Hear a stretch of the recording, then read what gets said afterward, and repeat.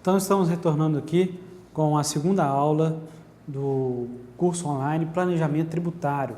Falamos na aula passada sobre os regimes tributários e um pouco sobre ISS-QN. Vamos falar agora sobre os impostos estaduais, tá? Impostos estaduais, falar de alguns, depois mais pontualmente sobre ICMS. É bom comentar que os impostos estaduais, assim como o ISS no caso municipal, eles regem a lei de cada localidade. No caso do ISS, tem que ver a prefeitura. No caso do ICMS, PVA e TCMD, tem que ver o que dispõe as leis daquele estado, tá bom? E repetindo aqui, qualquer dúvida que ficar, envie um e-mail que a gente vai conversando, tá bom? IPVA, muito conhecido também, não tão complicado, a gente precisa só pincelar sobre ele. É o imposto de propriedade veicular, né? Então, todo mundo que tem um veículo, ele, via de regra, tem que pagar o IPVA, tá?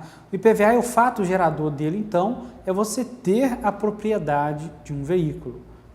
Tem o veículo, não só IPVA, né? Tem outras taxas, né? Taxa de licenciamento. Aqui eu vou me ater ao IPVA porque ele é um imposto e as taxas são taxas de outras finalidades, tá? O IPVA, a gente tem que ter um cuidado com ele pelo seguinte: a destinação do dinheiro do IPVA, para onde que vai? Vai 50% para o estado onde está emplacado o veículo e outros 50% para o município onde está emplacado o veículo. Então, é uma arrecadação que ela é repartida, tá? E isso quer dizer que os estados vão brigar por conta disso também, por conta do IPVA. E aí eu vou dar um caso interessante, o que aconteceu no estado de Minas, no ano passado. Lá em Minas, em alguma região, existia uma cultura do pessoal sempre, ou a maioria do pessoal, colocar a placa, emplacar o seu veículo com placa do Espírito Santo, porque é divisa, né? O que aconteceu então? O estado de Minas percebeu que estava aumentando muito, estava aumentando e estava com certeza levando o dinheiro do IPVA para o estado do Espírito Santo. Então foi feita uma força-tarefa onde buscou o estado de Minas, junto à Receita Federal, olhar nas declarações das pessoas onde que estava a residência delas. Muitas que moravam em Minas tinham seu carro emplacado lá no Espírito Santo. Qual que era a finalidade disso? Porque lá em Espírito Santo, a alíquota é a metade do que é em Minas Gerais. Em Minas Gerais, salvo engano, 4%, no Espírito Santo, 2%. Então, muita gente fez isso. Ok, tendo feito isso, Minas Gerais foi buscar a sua arrecadação. E aí fez um convênio junto à Receita Federal e começou a ir atrás do pessoal. Pergunta, onde que o estado de Minas conseguiu a informação que a pessoa morava em um estado ou outro? Logicamente, o primeiro passo, a própria declaração de imposto de renda de pessoa física. Quando você faz a declaração de pessoa física, você informa a sua residência. Então, muita gente colocou residência em Minas, mas tinha um emplacamento lá no Espírito Santo. Já era uma primeira prova a favor do estado, né? Aí o estado foi cobrando as pessoas e muitas pessoas foram também argumentando. Eu vi um caso, por exemplo, que a argumentação de ambos lados foi intensa, até chegar no caso e definição que o Estado ganhou, que o Estado comprovou onde que a pessoa morava, na verdade em Minas, por onde? Pela matrícula dos filhos, onde que os filhos estavam matriculados? Era em Minas, né? Onde que se gastava mais com cartão de crédito? Era em Minas e não no Espírito Santo.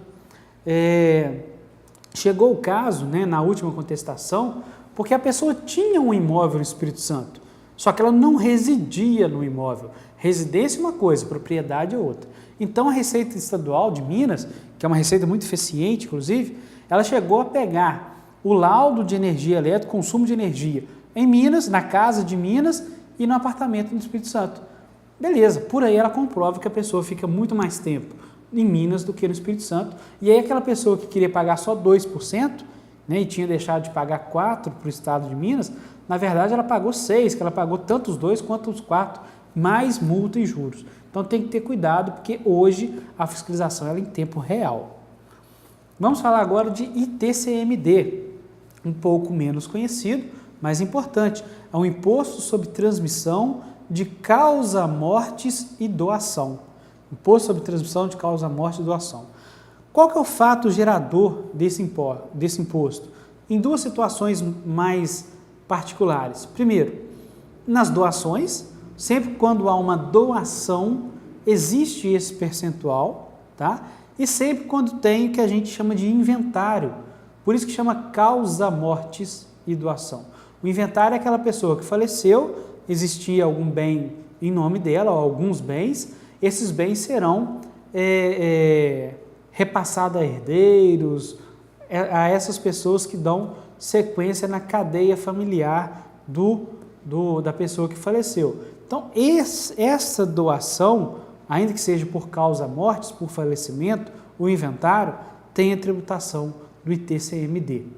Tá? É um pouco diferente, podemos citar aqui também, da situação do ITBI, Imposto sobre Transmissão de Bens Imóveis. A diferença é que o ITBI ele é municipal, o ITCMD ele é estadual. O ITCMD, a condição para que ele seja cobrado é uma condição de repasse de bens, ou seja, gratuidade. Você não cobra. Aqui a operação é não onerosa, tanto a doação quanto o inventário, ninguém paga por isso. Já no ITBI, a transmissão de bens imóveis, ela tem que ser onerosa.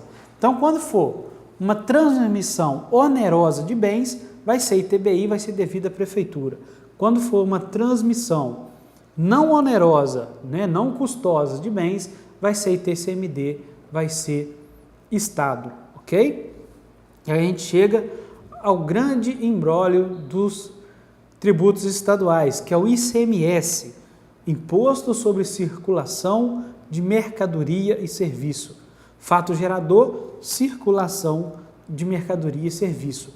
Esse é o imposto, junto com PIS e COFINS, talvez, é o imposto mais complicado de se lidar. Muitas regras, tá? Primeiro que são 26 mais o Distrito Federal, 27 legislações diferentes acerca disso. E segundo, que esse imposto para os estados é o mais importante, é onde os estados conseguem se nutrir de receita. Então, é uma briga intensa de operações. Então, o fato gerador dele, imposto sobre mercadoria, circulação sobre mercadorias e serviço. Circulou é devido, a princípio, o ICMS. Lógico que tem alguns benefícios fiscais que deixam de recolher o imposto, nós vamos falar isso mais lá na frente. O ICMS, é importante a gente falar dele, que ele tem alíquotas internas e interestaduais. As alíquotas internas estarão dentro dos regulamentos de ICMS de cada estado. São as alíquotas internas. Então, para você conhecer a alíquota dentro de um local, de uma localidade, você precisa conhecer o regulamento de ICMS daquele estado. Isso é muito importante. E nós temos também as alíquotas interestaduais. São alíquotas que são cobradas nas operações entre os estados e não mais dentro de um estado, né? Então, essas alíquotas são um pouco mais fáceis de entender do que as internas. As internas são muitas, né? Depende de cada estado. A interestadual, nós vamos falar potencialmente de 3 alíquotas, que são distribuídas, 2 delas são distribuídas entre estados, entre regiões, né? Dentro das regiões do mapa geográfico brasileiro, as alíquotas interestaduais são repartidas de acordo com a destinação da mercadoria. Exemplo, mercadorias que vão vir para Minas Gerais. Tudo que vem para Minas Gerais, a princípio, como regra geral, vem a 12% de ICMS. Por que disso? Porque Minas Gerais hoje não, sempre pertenceu ao Sudeste brasileiro. E dentro do Sudeste, exceto o Espírito Santo, tudo que vier para o Sudeste vai vir a 12%. Isso vai acontecer com o Sudeste e também com as regiões mais abaixo, região ao sul, estado de Santa Catarina, Rio Grande do Sul, Paraná, exemplo. Então, mercadorias em operações interestaduais que vão para esses estados, são destinados aos estados do Sudeste, exceto o Espírito Santo, e os estados do Sul, vão ser tributadas a 12%. Em contrapartida, as mercadorias que forem para as demais regiões, Nordeste, Norte, todas as mercadorias que forem para essa região, elas vão a 7%. Tá? Por isso que é muito comum alguns polos, por exemplo, o polo moveleiro, que está no Sudeste, vender para o Nordeste, porque ele recebe insumos, mercadorias a 12% e vende para o Nordeste a 7%. Então, numa conta rápida e sem considerar muitas anomalias, você vai ter um crédito de 5% de ICMS, isso com a linha baixa. Considerando ainda outra alíquota interestadual, nós devemos citar uma alíquota mais recente, ela foi criada, começou a funcionar mesmo em 2013, é a alíquota de 4%. Então tem 7 e 12 que são distribuídas por regiões e tem 4%. 4% é uma alíquota para todos os insumos e produtos que forem importados.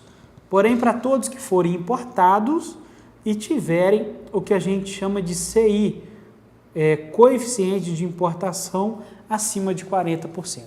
Então, vamos detalhar um pouco mais isso. O que é CI? Coeficiente de importação. Toda mercadoria que vem importada de algum outro país, ela vem com coeficiente de 100%, ela é totalmente importada. E ela começa a receber aqui no Brasil algumas mudanças, como insumos, vão agregando outras peças, transformando em outros, aquele produto original em outros produtos, né? E à medida que isso vai acontecendo, o coeficiente de importação, ou seja, a naturalidade de importação dela vai diminuindo. Se ela vem com 100%, eu uso ela como insumo para um outro produto, esse outro produto pode ter aí 80%, 85% de coeficiente de importação. Isso vai mantendo a alíquota de 4% em operações interestaduais até que esse coeficiente seja igual ou maior que 40%. Uma vez que você já usou essa mercadoria muitas vezes e ela recebeu muitos insumos e outros agregados e abaixou o coeficiente de 40%, menor de 40%, aí ela perde a alíquota de 4% e é tributada com 7 ou 12, normalmente de acordo com para qual região ela vai. Então, ela vai manter 4% de alíquota até que ela tenha o coeficiente igual ou superior a 40%. Perdeu isso, ela vai ter a sua alíquota interestadual ou 7 ou 12, de acordo com a região que nós vamos passar, estamos passando aqui e repassando a informação para vocês, ok? Outra coisa importante, existe um conselho, chama-se Conselho Fazendário ou CONFAZ. CONFAZ, de forma geral, é a reunião de todos os secretários estaduais, né? Todos os estados têm uma pasta política que chama Secretaria de Estado. Essa Secretaria de Estado, ela cuida das leis tributárias, ICMS, IPVA e várias coisas. E se reúnem praticamente todo mês, cada secretário vai para essa reunião, reúnem lá as autoridades fazendárias para que dentro dessa reunião do CONFAZ consigam ter alguns direcionamentos de ICMS sobretudo. Exemplo, essa questão do 4% que eu citei, ela é originada de uma reunião do CONFAZ. Dentro da reunião do CONFAZ existe a possibilidade de criar 2 documentos, convênios e protocolos. Convênios é quando alguma coisa é colocada em pauta, algum tema é colocado em pauta, e essa pauta todo mundo aceita, todos os secretários estaduais concordam com o que foi dito. Se isso aconteceu, nasce um documento assinado por todos, que chama-se convênio. Agora, se existia a possibilidade, se acontecer, de que nem todos concordam, já não é convênio mais. Mas pode ser um outro documento que são os protocolos, porque aí os estados entre si, independente da unanimidade, entre eles vai traçar e combinar as regras entre eles daquele tema. Então, o protocolo é quando um secretário de Estado acerta as regras das operações com outro ou mais secretários de Estado. Só que não é unanimidade, não é todo mundo. Pode ser até 20 envolvidos, 25, mas não é unanimidade. Quando isso acontecer e esse protocolo for assinado, as regras vão valer apenas para aqueles estados que assinaram o tal protocolo. Importante também a gente citar sobre alguns cuidados de vedações. Exemplo, quando chega a alíquota, uma mercadoria que eu comprei, vamos colocar de novo o exemplo de Minas Gerais, comprei do estado de São Paulo alguma mercadoria, uma mercadoria digital, de internet, telefônica, né, de computação, algo nesse sentido. Quando eu compro, vem a 12. Por que vem a 12? Porque eu estou no Sudeste, então tudo vem a 12. Mas é bem possível que quem vende para mim não esteja pagando os 12%, por algum motivo lá dele com o estado de São Paulo. Ele pode ter algum benefício fiscal. E ele tendo um benefício fiscal junto ao estado dele, no caso São Paulo, ele me vende a 12, mas não paga 12. Vamos supor que ele pague 5%. Aí o que acontece? Cada estado costuma ter uma lei, uma resolução, algum fundamento que traz a vedação da utilização dos créditos dentro dessas compras. Exemplo, em Minas Gerais existe uma resolução, a resolução 3.166, 3166 de 2001. Ela existe para fazer o quê? Exatamente para isso, para vedar, para não deixar que a empresa de Minas use como crédito os 12% que estão na nota. Então, dentro dessa resolução, nós temos vários estados e dentro de cada estado, várias atividades ou até mesmo vários produtos onde eu comprando esse produto daquele estado, eu não posso usar 12%. Exemplo, voltando na questão de São Paulo com a informática. Vamos supor que eu compre de São Paulo algo desse sentido e lá ele pague só 5%. Quando eu chegar aqui, eu vou poder usar como crédito apenas os 5%. Onde que está isso? Na nota vai estar? Não vai estar na nota. Por isso o cuidado de conhecer cada legislação. Em Minas, você vai ter que conhecer a resolução 3166 para usar só o que está permitido nela. Se você usa 12% sem poder, o Estado tem 5 anos para ir conferir a sua apuração do ICMS, tirar o crédito que você usou a mais e te cobrar aquela reapuração com imposto a pagar, acrescida de multa e juros. É um ponto muito delicado dentro da pauta de ICMS. Para fechar o ICMS aqui ainda, nós temos que falar, nós já falamos por alto do Simples Nacional, mas nós vamos falar como que é feita a apuração, vou usar como exemplo o ICMS dentro do Simples Nacional. O Simples Nacional, ele pode ter até 8 tributos em guia unificada. Então, apura o Simples Nacional, existe uma guia a pagar, que ela vence até o dia 20 do mês seguinte, subsequente, e dentro daquela guia eu posso ter até 8 impostos. Como que se apura o ICMS e os demais? Eu disse que existem alguns anexos sobre o Simples Nacional. Então, cada Simples Nacional, cada atividade do Simples Nacional tem um anexo próprio.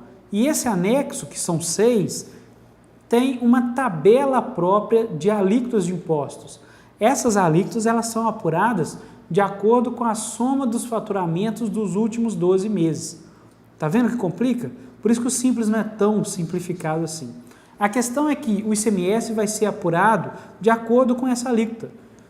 Suponhamos que tem uma alíquota de 6%, é bem provável que o ICMS ali dentro seja 1 ponto alguma coisa, 2,25, vai ser um dos percentuais dentro da apuração daquela alíquota geral do ICMS. Agora, o importante citar, e você anotar aí, que isso é o ICMS sobre a venda do produto. Pode haver também a cobrança do ICMS sobre a compra, tanto a compra para insumos, né, que são usados na industrialização ou comércio, que a gente chama de antecipação do ICMS, quanto a compra de material ativo, uso e consumo, que a gente chama de diferença de alíquota. Então, esses são os pontos mais importantes dentro do ICMS. E na próxima videoaula a gente vai falar de impostos federais, particularmente IPI, PIS e COFINS. Anote as dúvidas, envie para a gente e continue nos impostos federais na próxima videoaula.